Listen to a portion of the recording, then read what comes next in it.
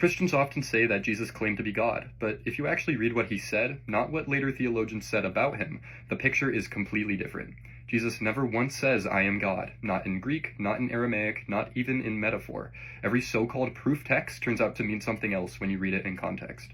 Take John 10:30. "I and the Father are one." Sounds divine at first, until you realize Jesus later prays that his disciples may be one just as we are one. He's talking about unity of purpose, not identity. Alex O'Connor points this out often. Jesus isn't saying that he is God, but that he's perfectly aligned with God's will, something any deeply spiritual person could say. Then there's John 8:58. "Before Abraham was, I am." Christians love to say he's quoting God's name from Exodus, but even if you take it literally, pre-existence doesn't equal divinity. Angels pre-existed before Abraham too, and many scholars argue that Jesus is making a statement about divine mission, not claiming to be the divine himself. And Son of God?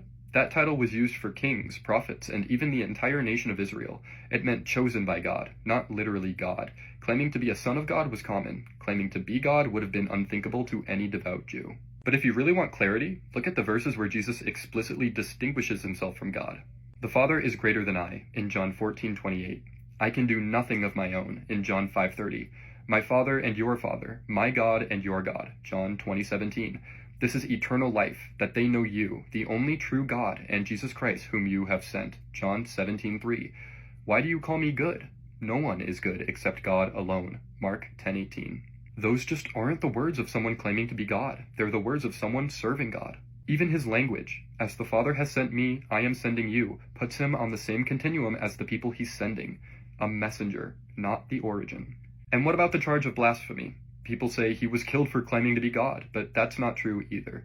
In the ancient world, blasphemy could mean any perceived challenge to divine authority. Stephen in Acts 7 is executed for saying that Jesus stood at the right hand of God. He never claimed Jesus was even God. The word blasphemy back then didn't require you to claim divinity, only to offend the religious hierarchy. So Jesus' trial doesn't prove he said, "I am God." It proves that claiming closeness to God, or being seen as chosen by God, was dangerous to people who claimed to own God. If you strip away centuries of theological layers and look at the text clearly, Jesus reads like a prophet, a reformer, and a man in tune with the divine, not the divine himself. The doctrine that he is God came later, as Greek philosophy and Roman politics reshaped his message into a creed.